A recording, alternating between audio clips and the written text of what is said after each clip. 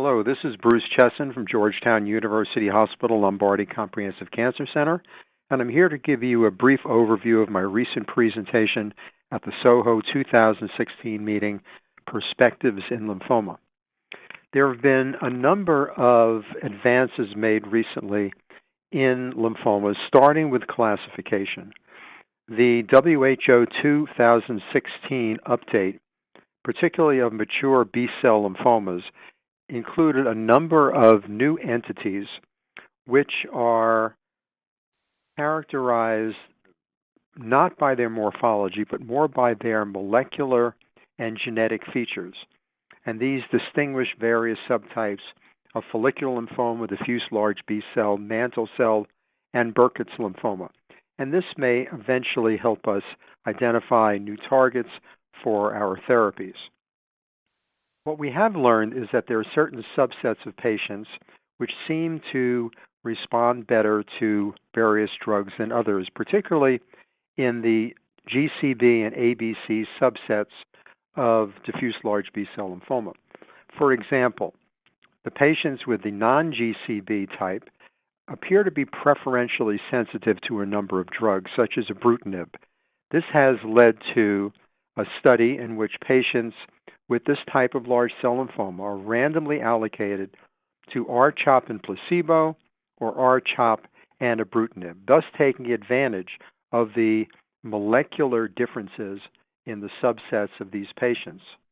Another important subset of diffuse large B-cell lymphoma are those patients with the double hit, the BCL2 and MYC rearrangements. And there are now a number of drugs which may be active in this formerly difficult to treat patient population. For example, venetoclax specifically targets BCL2, and there are a host of new agents which may target MYC. And therefore, combining a BCL2 and a MYC targeting drug is an exciting possibility for this group of patients. What we know in follicular lymphoma is that about 80% of patients do extremely well and about 20% do extremely poorly. And those patients who do well, in fact, and do not have an event within 2 years, may have a survival comparable to an age-matched population. However, those patients who are treated and do poorly are have a very negative outcome. And we're trying to establish before therapy what the characteristics of those patients are so they could be treated in a different way with alternative drugs that might be preferable in this subset of patients. And to do this, we have to go beyond such prognostic schemes as the FLIPI and the FLIPI-2, and looking at more molecular and genetic features of the disease, such as the M7 FLIPI, which looks at 7 genes and in collaboration with the FLIPI-2 can distinguish patients into different prognostic groups, which can be potentially approached using different therapeutic combinations. Fortunately, there is a large number of new targeted agents, some that affect the cell surface, such as new anti-CD20s and antibody-drug conjugates, those that target a number of pathways within the cell, BTK, SYK, PI3K, EZH2, and others.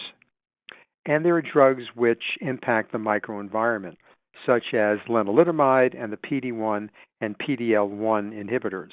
These are now being used in various combinations and permutations in an attempt to improve the outcome of patients with various forms of lymphoma. We have recently published a trial in rituximab refractory follicular and low-grade lymphoma called the Catalan study, in which patients who were, as I mentioned, rituximab refractory were randomized to either obinutuzumab, the new anti-CD20, and bendamustine, or bendamustine alone.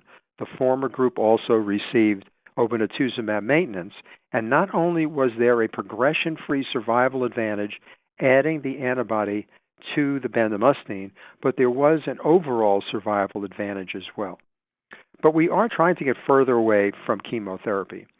And one such regimen is called Rsquared, or rituximab and lenalidomide, or Revlimid. And this Rsquared combination we originally developed in 2004 has shown to be exceptionally effective not only in the relapse setting, but frontline in follicular and low-grade lymphoma. And there is now a study called the Relevance Trial that has been completed, in which Rsquared is compared with our chemotherapy, both with maintenance, and the outcome of this trial may revolutionize the frontline treatment approach to patients with follicular lymphoma. But developing doublets and triplets of biological and targeted agents has not been without its speed bumps. There have been a number of attempts that have been effective, such as Rsquared, and others which have run into problems because of no improvement in efficacy or because of increased toxicity.